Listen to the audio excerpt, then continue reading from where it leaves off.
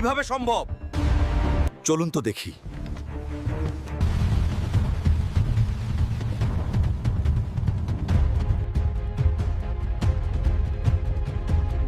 Madam, আপনি মাইয়া মানুষ হইয়া এই চোররে মাইর দিলেন কেমনে?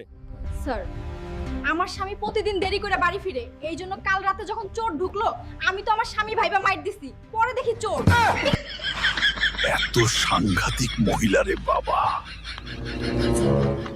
ম্যাডাম, আপনি মেয়ে হয়েও এই অভিনব পদ্ধতিতে চোর ধরেছেন, এই জন্য আপনাকে সংবর্ধনা দেওয়া হবে। থানায় আইসেন। আমিনদার, এই মালটারে ধরো, যাও।